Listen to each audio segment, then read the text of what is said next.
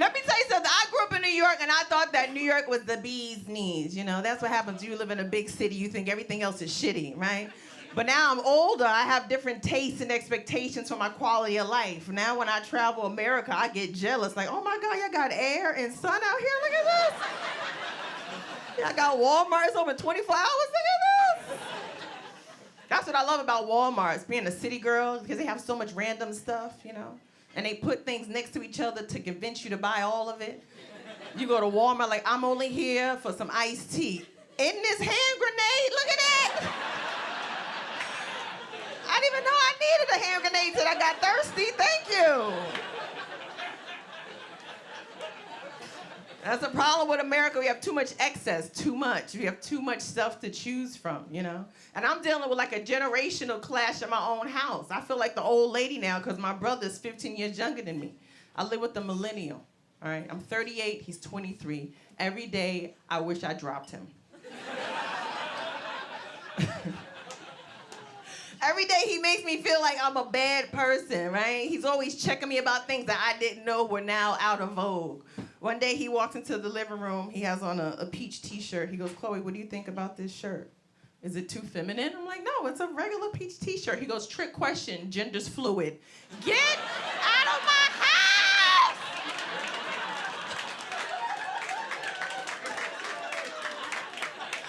I didn't sign up for this, do you understand? That is cultural entrapment. You can't trip me up on stuff I didn't know was out of...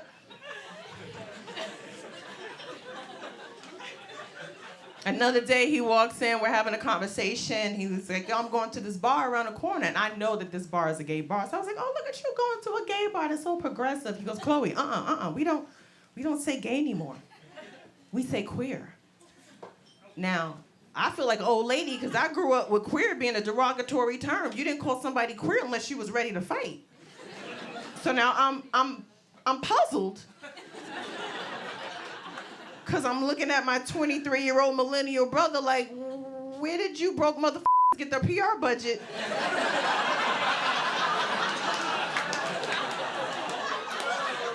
To spin this word around. Do you understand?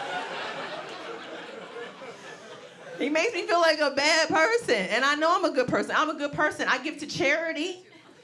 All right, in my mind.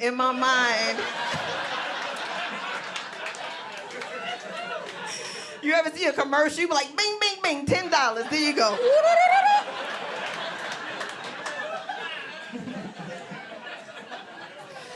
I'll be honest with you, I don't march. I don't go out there and march. I'm too tall to march. I'm 6'1". I'm head and shoulders above most people. That's just 2 rubber bullets to the dome. I don't want that. I don't want that.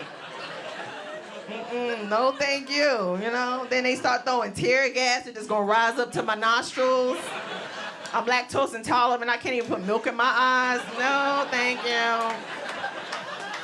I'm not protesting over whatever the goofy bullshit of the day is. I'm sorry.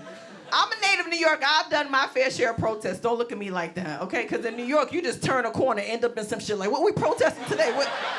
Dolphins? What are we, mammoths? What are we upset about? I'm just trying to go to the drugstore and get my plan B. I didn't know.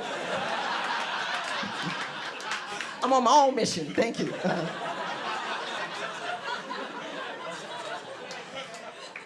That's why we going through so much politically. Everybody's just trying to fix everything with all of these, like, you know, grandiose ideas, you know.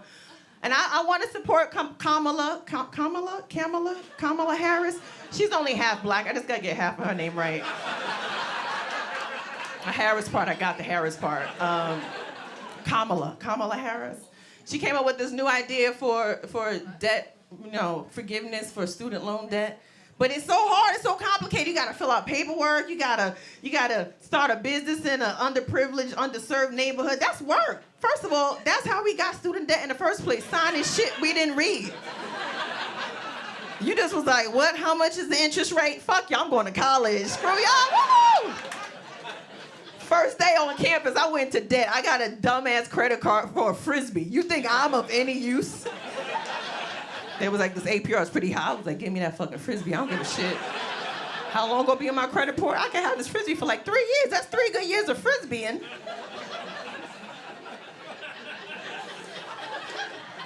I still have student loan debt. I do. I graduated 20 years ago. I graduated college.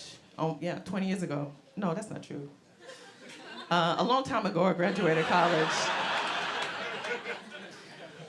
Clearly, I didn't study math. But I'm just saying, I still have student loan debt after all these years, right? And my thing is, like, I don't ever want to pay it off. Like, that's my FU to college. Like, I hope this earth burns down before I get a zero balance on my student loans. You understand me? I want to see an asteroid coming. I'll be like, F you, Bursar's office! Never paying that debt off to the last dime. I want the balance on my tombstone. That's my... Stupid. Why are we paying this dumb? It's so dumb to pay for that. Listen, I understand when college first came, that was how you told people that they were not like everybody else. Like, oh, you're too dumb. You can't go to college.